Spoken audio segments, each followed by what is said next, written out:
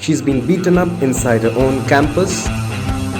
We have seen her bleed on screen, but her protests have never died down. Whether you agree with her or not, it's undeniable that she's determined and inspiring. Please welcome JNU Student Union President Oishi Ghosh for the first time on Campus Convo. So, the last year has been one of the most turbulent years in JNU if you consider student movements in general. Like, it's probably the most turbulent year since Mr. Yechuri was the JNUC president. And you were leading this movement.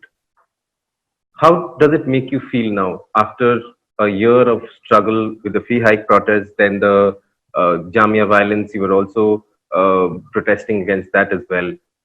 Then the Delhi riots happened, the CA protests were there, and you were leading all these protests from JNU. How does it make you feel after a year? Is there a sense of pride that you were leading such a big movement, or is there also somewhere a sense of sadness, loss that a lot of your friends got beaten up, you got beaten up yourself, you lost so many days of class, and there are FIRs filed against you as well and your friends? How does it? How does the last year feel to you now? Yeah, so that's a quite relevant question, I feel. And the thing is that I would want to say that JNU has been not only JNU as per se in the last 1 year, we have seen that there has been movements across the country. And Yes. being one of the student representative who had been actively uh, organizing protests along with the other JNU students community and along with sitting with the teachers and everyone, I think so. It was quite a lot of experience, and somewhere I would say that it's not a matter of sadness, but I think so. Somewhere we took it as a part of our responsibility that we could show the world what our message was. Because I feel in the last 4 years, as JNU has lost a lot of like I would say lost a lot of public acceptance in a way. People have started questioning whether there should be universities like JNU or Jamia or Aligarh Muslim universities. And in the last 1 year, the kind of contribution we have done into the society, many people who were tagging before JNU as anti-national, as an institute, which where only anti-national activities happen, have come out straight now to understand and have openly written it that there was a media propaganda because of which earlier we felt that maybe JNU is like that, but now today we understand that what the students of JNU is asking is not irrelevant anymore. When we were fighting, if we say against fee hike, we could understand that it was not only JNU on the streets. There were thousands of students across the university. I wouldn't even say thousands, there were lakhs of students Yes. across universities who came onto the streets in solidarity with JNU. My question is that in case they wouldn't have felt that JNU is questioning something relevant, they wouldn't have come out in support. So somewhere, what comes as a sense of pride is that we could in 2000, sitting in 2019-20, we could again start the question of public education, which was long lost after 1991 when privatization slowly seeped into our system, WTO and all the like what to say exactly all the government initiatives which were taking towards privatization of education, the recently national education policy, even after saying so much that yes, that privatization of education will come at our doorsteps, somewhere we felt that 2019 the protest against fee hike actually started making other students question that yes, exactly this is the effect we are also seeing in our universities. We have seen the last 1 year, it was the anti-CA protests also, the protest which started against the Citizenship Amendment Act, and the violence, if we particularly talk about it, started from the Jamia Millia Islamia University on the 15th of December. And we have seen how well the Jamia students had hold the ground, saying that we can't fight against the odds in the society with hate, and what we need is more of the secular ethos and love to fight all the societal problems. And how they clearly said that when violence was happening, I clearly remember as a student representative that iconic picture where a youth belonging to a Hindutva gang coming with a gun trying to shoot against Yeah. Jamia students, and Shadab, a student being from Jamia, coming without any arms and anything, just coming in front to talk to that youth. So one youth with a weapon and one youth without a weapon, like Hmm. actually showing what our true country stands for today. What the secular India always has stood for was always against violence, against any communal divide, against any possibility of trying to propagate hate in this country. And Right. that is exactly how beautifully Jamia has always stood in the fight. And uh, later that we saw on one of the Sundays, a similar kind of outrage happened in JNU, where masked goons came inside the university and just rampaged the whole university, broke our hostels, targeted students who had pictures of Baba Sahib Ambedkar, Bhagat Singh on their doors or the quotes on their walls and everything.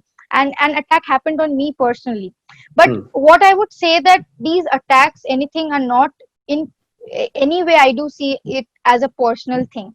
What at this moment the state or their people who are in like in alliance with the state trying to do is just wanting to create a more like environment of fear for students, because they know that if anything this country needs to fear for is the youth, because it has always been in the history of any democracy, history of any country, history of our own country, that the youth have always stood against the power or the establishment, where they have felt if the establishment is wrong, if something is going against the society, they have stood there and told, and fearlessly told that. And that is exactly what the government at this time is like fearing. They're fearing if the students, if the youth start becoming, they study and they start becoming aware, if they start talking and making people aware more of these odds that are happening in the society, that is going to lead to a problem in the coming days, and the power shifts might happen, and that is exactly what they fear. And we are seeing how in the times of this pandemic, the Jamia, AMU students are continuously being arrested. Many of them are still in jail, though Safura has been released on bail on humanitarian grounds, we know that. And still we are seeing students in JNU are being questioned, students of JNU are in jail, 3 of the students have been arrested. So it's all these, but it's really one thing I would say, it's a very positive thing to see that students are fearless. I'm immensely proud of the student community that they have not moved from an inch out from the ground, that they're holding it straight tight in front of power, saying that we will protect our country, we will protect our country with every breath of ours, and we are not going to leave the ground so soon. I would like to get back to one of the things you were fighting against, uh, privatization of education. I need you to help me understand this. Why is privatization bad? Why are you against it? There are a lot of universities who say that, whoever can pay will pay the fees. The others who cannot pay but have merit, we will give them scholarships. Some have even said, why don't we revamp the system of private, like the way the private universities or the institutions work? We will change that, and we'll make it a sort of more transparent, transaction. It will be a business, but if it's a competitive business, the productivity will be better. In this case, productivity is learning or imparting education. Why is that bad? Is it not easier to do it the private way? See, first of all, let's have to one thing we have to understand, that this is not particularly the issue of India, because India came into the system of privatizing education system from the post 1991 we saw, and this happened majorly because the whole global order was changing, and more of a capitalist sort of system was being sought as a savior of this whole global order. Now today, in 2020, we see how the capitalist system has failed. People maybe wouldn't want to accept that, but we have seen how the most capitalist systems, which tried in films and everything, tried to be the savior of this world. Today we are just some way grappling with the health condition. We don't have health infrastructure because our countries never thought of spending in health infrastructure in usual times, and that's why what the pandemic has not only exposed our broken system, but it has shown us that what are the ways, or what is the priorities that in the upcoming days or the upcoming years the government should have, what kind of planning, what centric planning should be there.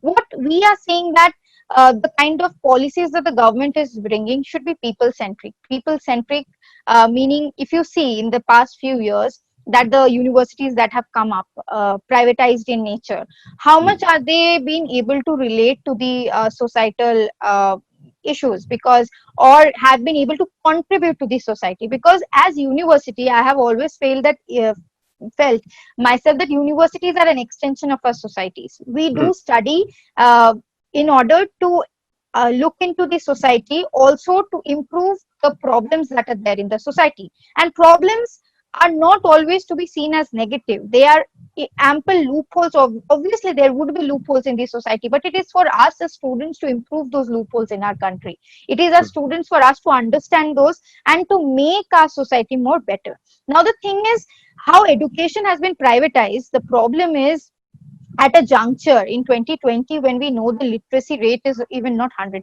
It's not that education as not as a community commodity, I say, in this last so many years, Hmm. education has not been able to reach to Hmm. every end and corner of the society. Leave alone education, there has been communities coming from the marginalized section. There are first generation learner, there are Yeah. women, there are Dalits, OBCs, Adivasis who have not yet, there has been generations who are not even able to cross the class 10th or the 12th mark of education, leave alone going to college or higher education. Now, Yeah. the problem with the capitalist system or the privatized, I will say privatized system of Hmm. education is it will think of more profit making orientation of an education rather than building human resources or building education as a power of empowering tool. What Baba Saheb Ambedkar said, or what Fatima or Savitribai Phule has always emphasized on education, was education should be an empowering tool which would help you to change the society. But Hmm. today when we see that the maximum universities, what they're doing is making you a machine. Like you take loan, you study, and all the years that you study, you are always calculating that how much loan you need to repay to the banks once you're done with the education system. And today that we see that when the government stops spending, it's not that the students don't want to contribute towards their society, they want to do, but what do Hmm. they choose? Do they choose contributing to the society more important than paying off the debt that they have from the banks? No, they have to pay off the debt and then they can later think of contributing something in the society. So Hmm. our idea is that if we make education as an empowering tool, it will eventually come as a contribution to the society, where people or students who are getting educated also will be contributing through tax or other measures of contribution to the society or the country as a way, any way, in monetary or economic terms also. So why do we need to just privatize the education system? Second of all, privatizing the education system in one way will also eliminate a lot of people who don't have monetary support to go out of the system very easily. Like for women, many parents, if they have to choose between a son and a daughter for higher education, they will obviously choose the son rather than the daughter. This Right. is something engraved in our society. We have seen how Hmm. it was so difficult for women to go out Yes. to study or to go to universities for higher education. It's still difficult. It's more Hmm. difficult for women coming from the marginalized background. Again, the Dalit OBCs, minority women. So if education is at par, what our idea of education is, the government should have an equal space of education where there is no discrimination happening. But Hmm. tomorrow, if the government thinks that we will have a two system of education, which actually we have at now, privatized schools and government schools. Right. Government school, there is no spending, so the quality of government schools are reducing, and the privatized schools are becoming better with better slabs and everything, where their parents are having enough money to contribute for the development infrastructure. So the quality of students in government education is dropping, and in private education is increasing. So when the government now intervenes and comes and says, see, the private education model is better, it's not better because suddenly the government education has started deteriorating. It has started deteriorating because the government has wanted private sector to flourish. The government could have contributed in helping the government education to better. And we see models in Kerala, we see models in Delhi, that how the Delhi government schools or the Kerala government schools are faring much better than the private education, and students have started shifting from private form of education to state government schools. And that's a very good and positive examples in our society, that why should we have differential mode of teaching? Why can't universities more like JNUs come out? It's not about one JNU. We are talking about more universities, social science universities at this rate can come out, which can educate more of youth towards social sciences, towards foreign languages, and many other things from which we can contribute to the society. I would like to, come back to the last year's protests. You had support from stalwarts like Sitaram Yechuri, Kerala Chief Minister Pinarayi Vijayan, but you also had support from someone who's not really connected to the struggle or to the left parties in any way, or even student struggle for that matter. I'm talking about Deepika Padukone. She came down to JNU. She stood beside you throughout that press conference, and I felt that it helped you or helped the movement reach a scale where it got to a lot more people than just students and intellectuals. Do you feel that way? How did it feel standing there in the same press conference? Kanhaiya was there, your other comrades were there, and Deepika was also there beside you in support, in solidarity. How did it feel? A support coming from her meant a lot outside in the society. The kind of fight that we were fighting, and it was always within the same groups that our fight was continuously reciprocating.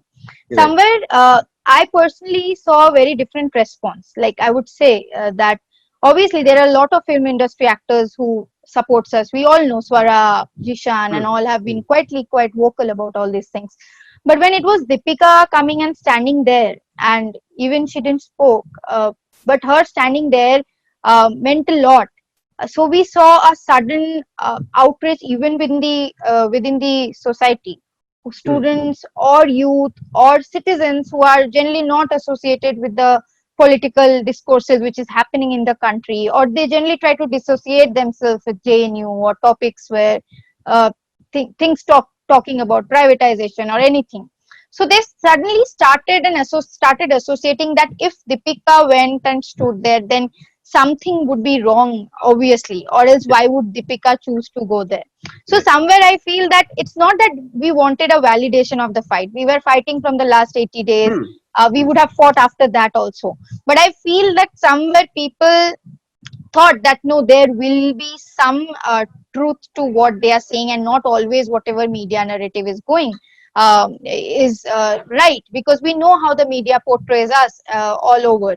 And secondly, I felt the way then we saw the whole the Hindutva gang jumped into Twitter by boycotting her movie, also somewhere actually showed the true colors of our country's certain right-wing groups, that what do they actually achieve from all these things. And then we saw a counter response from the citizens of this country, that Deepika is a very talented actor, and we are not going to boycott her art or film just because she has gone and stood beside JNU. She has not done anything wrong. Her fans started pouring in support both for JNU and for her. So people also got a like something which they understood personally then, that okay, so nowadays if you speak for something, you might be having to face the brunt at the end. So that is something that we were trying to tell from these many years sitting inside an university.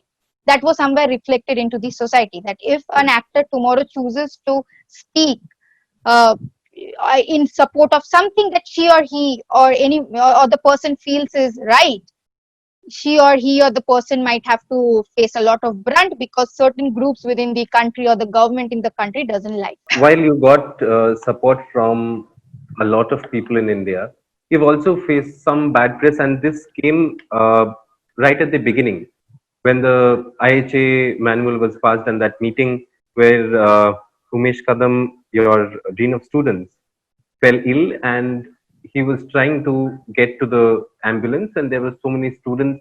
There were photos, there were videos circulated, and the registrar, Dr. Pramod Kumar, he said this, and I quote: "In this raucous atmosphere, the Dean of Students, Professor Umesh Kadam, fell sick with alarmingly high blood pressure. But what was most shocking was the complete heartlessness and insensitivity displayed by the students. They did not allow the ambulance to move towards the hospital. Do you think you, looking back now, you could have handled this situation better, and things got a little out of hand because the students were also angry about not being let inside the meeting, and there was also pent up anger that the administration does not talk to you much.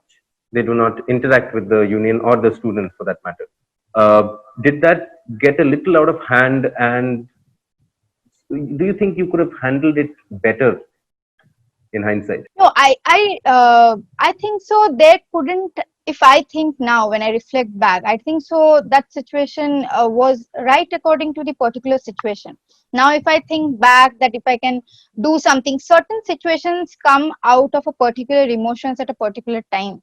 Right. We know that very well. And now when I look back, I think that if that moment wouldn't happen, if maybe Umesh Kadam would have allowed us that day, or would have just made us sit there, maybe that movement wouldn't have galvanized to what Yes. it has become, or the debate of public education wouldn't have come out on the streets. Exactly. I don't regret or don't think any other way that we could have done it in any other way. What is the lies that the JNU administration continuously keeps saying, that he was sick and he was not let allowed? The president, me being the president and the vice president, Sakit, both Hmm. of us were there continuously with Professor Umesh Kadam. I was there inside the ambulance. When he got treated, we were there outside the hospital. So nothing had happened to him, and nothing went out of the hand. Even the registrar was not even there. We had to call him at the end when Professor Umesh Kadam's partner, like wife, came to the hospital health center, and we allowed her even to go inside and told that you can be with your husband if you feel, and everything. But it was a very different kind of press note that is given outside. People think that everything that the administration is doing right, but the what the students why did the students do this, or what was the anger about, is not only about the fee hike that was happening. It's the Hmm. last 4 years of inconsistent atrocities that the JNU administration has done on the JNU students, is something that we can't forget. Like the beating up of Najib by the ABVP goons, and what the punishment was of ABVP activists given by the administration was only hostel transfer. Can you just imagine that a person is still not been found? The JNU VC didn't do a single FIR. He came into the university on 2000 in January 2016, and this is 2020. He Hmm. didn't do 2016 October. It was when Najib was beaten up and his forced disappearance. Najib's mother is still fighting for the CBI to reopen the case and everything. Right. So the vice chancellor doesn't care. Seat cuts, reservations cutting, dismantling of gender sensitization committee against sexual harassment, supporting a professor who has 8 complaints against him from complainants, saying that he has harassed students in his lab in whatever ways. And all these things are too much to be handled. And after that, you see, in January when the attack happened, did Professor Umesh Kadam or Pramod Kumar or the Vice Chancellor even think once that they will come and meet the students, whoever has been were attacked? No. Hmm. Hmm. The kind of statement that he made is, my home is open. My house is open for them, for the ones who want any help from me. So I will just remind one situation. I remember it was 2018 when we had 18-19 session, when I personally had sat for hunger strike. I remember Right. it was the time of Holi when we had sat for hunger strike against the fee hike which was happening in MBA. A new course Hmm. was being opened and lakhs of rupees were be taken. And what we opposed was the dual fee policy in JNU. Hmm. And we went to meet the vice chancellor at his home. We were literally thrown out by his guards from his home. So when he talks about that students are welcome at his home, it's not. We have seen the opposite happening. The vice Hmm. chancellor never has welcomed students to have any democratic discussion. He has never felt the need to talk to the student community or the student representatives. What, on the contrary, he has felt okay is to talk to the ABVP cadres, or meet them at different festivals happening, call them, invite them, and everybody in the campus knows Hmm. the goon. And I wouldn't say anything other than that. Saurabh Sharma, who is now a professor in our own universities, who contested in 2015-16, everybody knows, Yes. as and won as the joint secretary, and created the whole ruckus in JNU campus, the 9th Feb 2016, which is quite famous in the Hmm. whole country, is now a teaching faculty, and he is continuously roaming around in the campus making inconsistent remarks about the university, and was one of the heads in campaigning for the shutdown JNU movement. So we Hmm. know who is the VC aligning with, who has the VC been sent by, and what is his political goals in this university.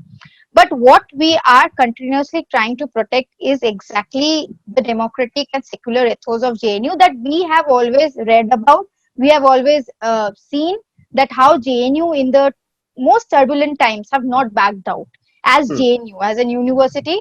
And throughout all these protests, be it the bigger ones that happened last year or the ones before that, you have received a lot of hate as well.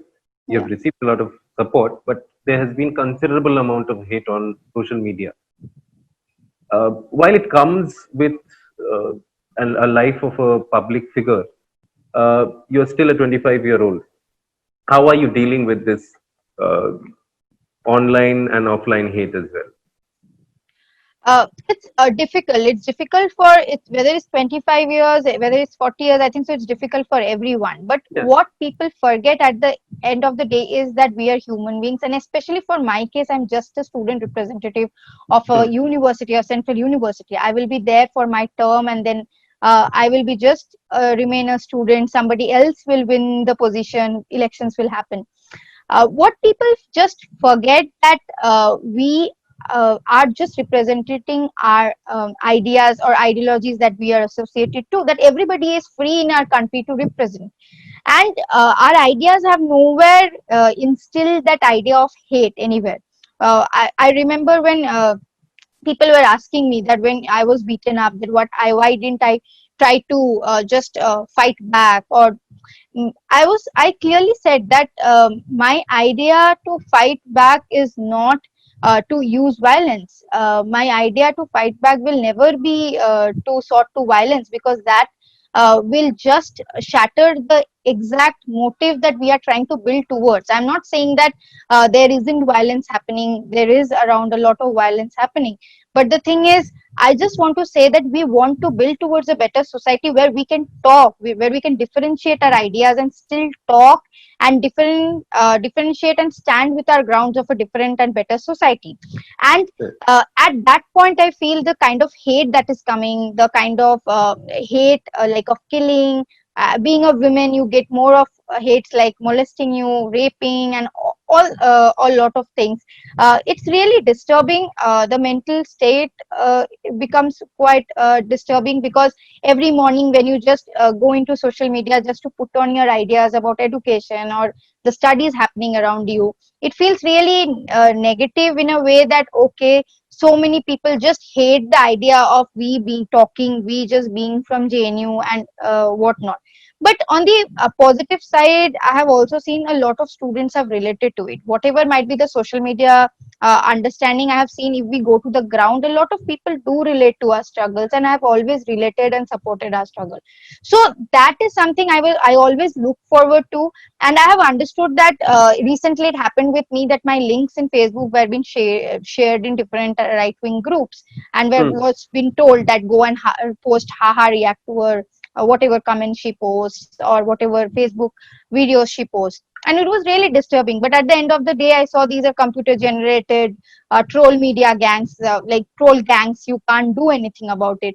But at the end Yes. of the day, when we just sit back in a university, talk to students, that is exactly what the comfort is, that what my arena or my place is among the students. And if students understand nothing more than that, nothing better than that. Helps you So keep as going. yeah, that's keep going, because Right. we can't back out. Like, Right. what we will do, we can make our social media spaces more safer. We can put complaints, that we can do on one side, but we can't just back out. What we need to do is make social media more uh, like positive for the upcoming generations which are coming. Talk to them, and not make them feel discouraged that because you get such things you should back out. You should speak up, Right. and also you should make complaints against whatever harassment happening to you, even over social So media. also, do you feel that at some point these threats might become real? But because we have seen that happening in various cases, uh, when you speak up after a point, it gets too real, and maybe an incident like Gauri Lankesh happens. Does that sort of, even for a bit, scare you that you've been speaking up? Not just you, there are hundreds of Yeah, I think students so. That who are scares speaking a up. lot of Yeah. students. Like, this has been asked to me a lot of time by many youths, that Hmm. how do you get the Hmm. courage from? It's really, our parents say us not to go. People Hmm. might Hmm. target us, and this whole targeting thing. Like, this is nothing something new. What I feel, Prajanma, this has happened over the years. Whoever, whenever they have wanted to talk or speak against the power or establishment, there has Yeah. been In some always an way or the opposite, other. yeah, Yeah. opposite reaction to it. Hmm. But the thing is that what, like, obviously they killed a person like Gauri Lankesh, but they weren't able to kill. Maybe it's people might say that it is easy for you to say that, but then I'm saying again that they have not been able to kill the whole idea what Gauri Lankesh always tried to Sure. promote. So that is what they could do, is just only kill a person. That is exactly we are trying to make the youth understand, that if you are organized, and it's not about individual changing the system, it's about always organizing maximum of the people under one banner, progressive politics, and telling the maximum of the youth, upcoming generation, that what is the society that what kind of society do we look forward to? Do we look forward to a society where there will be caste atrocities, atrocities against women, atrocities against education system, where Dalits will not be allowed to study or women will not be allowed to study? Or we want a society where there will be proper reservation system, where we are able to uplift the Hmm. marginalized community, the minorities? We are able to stay in a society with more women participating in the public domain. What do we want the society to look at? If we want a happier and more positive society, we want proper political changes and structural changes in the society, we need to organize. We can't remain in this denial that individual changes will bring a change any day. Throughout last year and even this year, you have lost a lot of classes in 2019, then 2020 came, and the corona pandemic happened, and there have not been regular classes for that matter Yeah. after that. Uh, and now we are looking at an online system of examination. The UGC has said that by the end of September, the final year students should be evaluated. Yeah. Uh, but there is a major problem. The online system does not work for students who are not in the urban setup or even in the tier one cities or metro cities. You come from a tier two city, you come from Durgapur. And we have experienced while doing this interview that there are internet issues. What has your experience been like? And as a student representative, you must have had anecdotal experience from students in JNU or otherwise who must have told you about the problems. If you can share some of the stories with us, it'd be great. Yeah, in the tier 2 and the tier 3, or the most rural areas, the students of JNU who come, a lot of students in JNU constitute of those areas, Hmm. have been totally detached from internet services. Now, the thing is, Right. if we see in a tier 2 city like Durgapur, also, a lot of homes don't have this broadband system or Wi Fi. Hmm. These are very new things coming up and very much not adjusted. And because nowadays students are there back in their colleges have Wi-Fi systems, so many of them don't have that in their homes, Hmm. or because many of our parents are still not using smartphones or any of those phones Hmm. that are used generally for us, maybe in colleges, to have WhatsApp groups or anything. Now the second problem is, despite maybe you having a smartphone, the internet or the data that you're getting for per day is very limited. In that, to have online classes or to attend Zoom calls and to do every stuff online is really difficult. Like your GB will be, data pack will be over Hmm. within some Correct. hours. Yeah. Now, thirdly, if the point was coming, okay, if you can't attend live classes, we will record the lectures and keep. So I was Yeah. just seeing recorded lectures and all. I thought, let me see how much GB. So some lectures are of more than 1 GB. It's like Hmm. quite many of the GB. So one day, like these are facts that I am trying to put up. Like many Yeah. people are not trying to understand that one day you maximum get 1.5 GB data, and Hmm. when it is exceeding, then a student has to switch on the data, just download a lecture. That also will be not complete, and switch off the data. Right. Just that will be the work a student would be able to do. So Hmm. these are not practical solutions. Thirdly, in case let's accept that the student has data, the student also has like maybe a smartphone and everything, but still many of the students when they are back home, they are having to contribute in their family. Many of the women are having to contribute in the household chores like labor, helping their mothers or in the Hmm. kitchen, or helping uh, their family members. Many of my classmates, they don't have their parents have retired, and so they are like people who are from the research background at this moment, research degrees. Their parents are older and they are back at home, so they want to just help their families when they are back at home, and they're not getting enough space in their home to study and concentrate. Also, the thing with us also, I'm continuously seeing, even though I'm wanting to write my dissertation, there is Hmm. not, I'm not able to download articles. The remote access of the JNU is not working properly. Though we Hmm. have put several applications 2 3 days before it was working, again I see from yesterday night it is not working.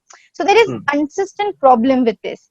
Hmm. And you can't sit at home and do research. You don't get that space, or you don't get that kind of discussion that generally happens with your supervisor.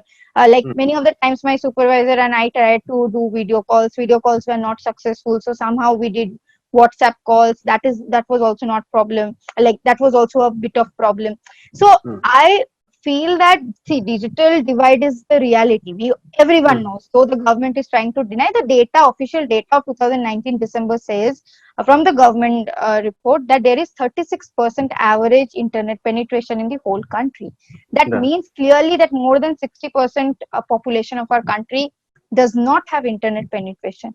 And in this case, to think the government what cares about in the whole student community is only exams, uh, like our vice chancellor is doing. He doesn't care whether classes happen. He didn't even ask students, didn't even bother whether students are affected by COVID or their family members are affected by COVID. Because in this whole health pandemic, many of the students traveled back home just not because it was a holiday. What the UGC is thinking that this is a holiday period maybe for the students, but not. This is not a holiday period for the students. Students are having to face a lot of mental pressure. If we see, many of the students from JNU themselves are in quarantine centers.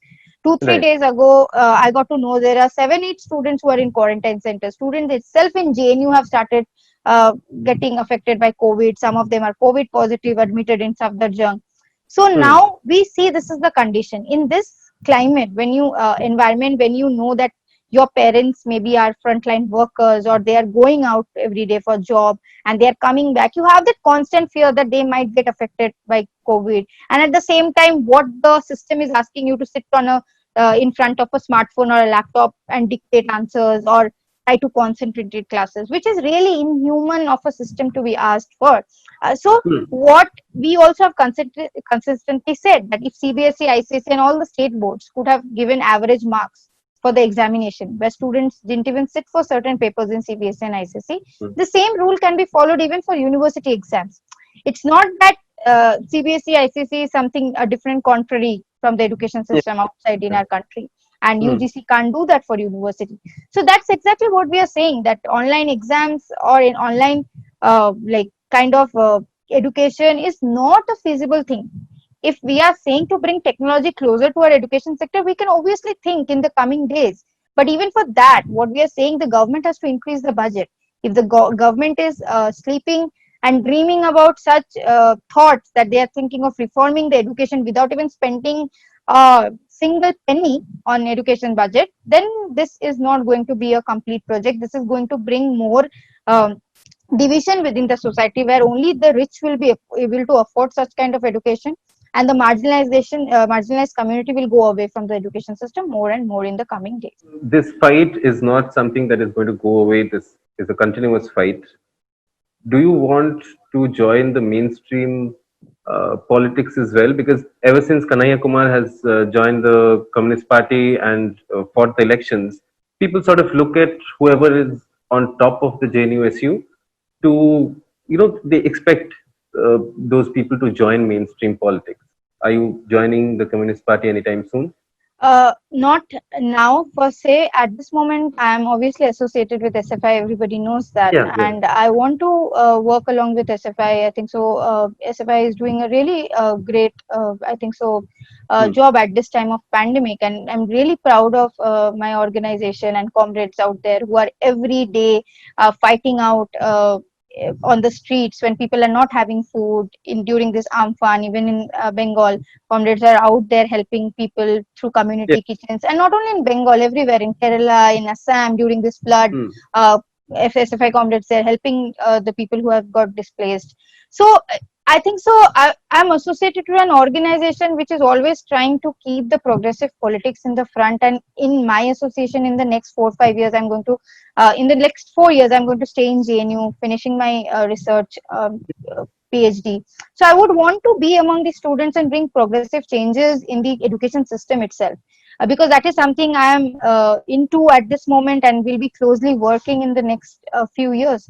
So that is all what I can say for now, that I will be into the But no education plans system. to join the mainstream Not politics? not now at this moment. But obviously I would be remaining with the progressive politics, putting the banner of study and struggle high and trying to bring whatever changes positively from my part as being part of the organization I can in the education system as for now. Right.